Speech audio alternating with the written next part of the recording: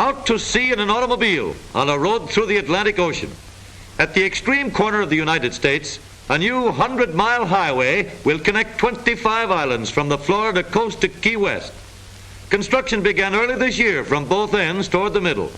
Huge cable dredges are hauling up rock, sand, and clay to be taken to the end of the ribbon-like road and dumped back into the ocean. Floating dredges drag the bottom, building a long, continuous hill of the ocean floor.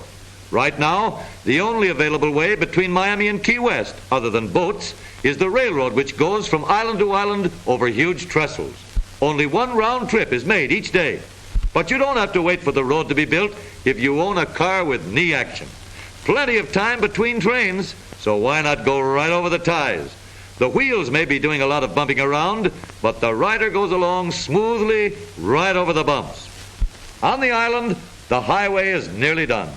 Broad, smooth roads that soon will be swarming with tourists and fishermen traveling to and from famous Key West.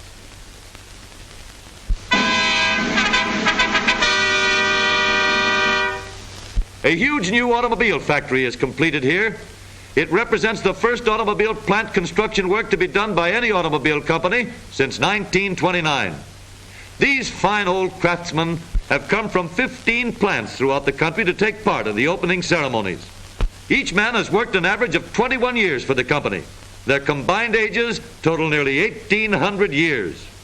Mayor Howard W. Jackson welcomes the oldest employees of the company and presents them with the key to the city. James Thayer of Flint, Michigan is spokesman for the group. He is 83 years old. At Washington, the Honorable Joseph W. Burns, Speaker of the House of Representatives, gets proof that men twice 40 still hold good jobs with Chevrolet. You tell him, boys, life begins at 80.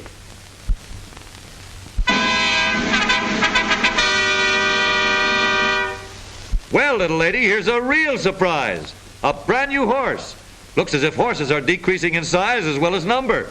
What do you suppose they're going to do with it? Well, well, Dad seems to have succeeded in increasing the horsepower of the car. 80 under the hood and 1 in the back seat. Well, anyway, a half of one. All out, everybody. Come on there, man of war. Don't be so stubborn. That's better. Now you're showing some good old-fashioned horse sense. There we are.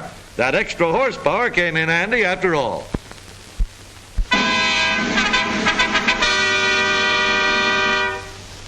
Riding the rails isn't what it used to be.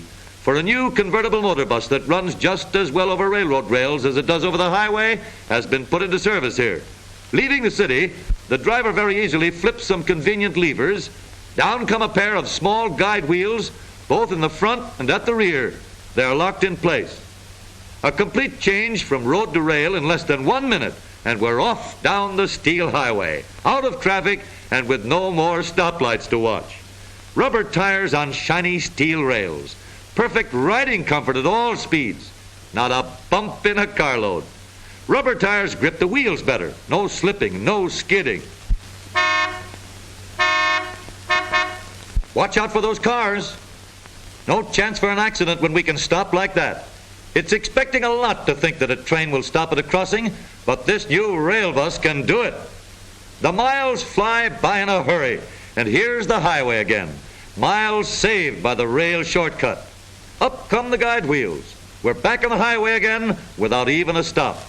Right down to the center of the village, where we leave passengers and pick up packages for the city. The compartment at the rear is large enough for express, in addition to passengers' baggage. All aboard?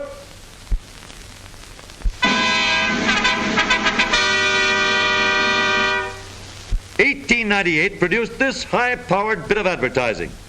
In case the picture alone didn't overcome your sales resistance, a line at the bottom was sure to get you. 15 of this style sold in actual use and giving complete satisfaction. In 1899, motorists were offered this version of the family car. If you wanted to buy one of these in 1899, you sent stamps for a catalog and received estimates by return mail.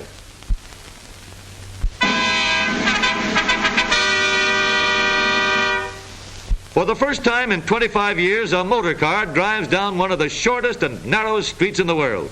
Once, the broad highway of a Spanish king. Nope, it's not an alley. It's Treasury Street, Strictly one-way traffic and no double parking.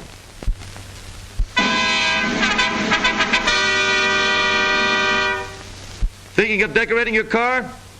How's this for an idea? It's open season again on bathing beauties, and the fellow who offers a ride to the beach may be getting himself in for a real job. This might easily be termed the toughest driving test known. 20 perfect reasons for a driver to take his eyes off the road. Just the official Miami Beach bathing beauties for 1935. Hitchhiking a ride to the sand and surf playground. All off, girls, end of the line, scram. And the last one in gets sunburned.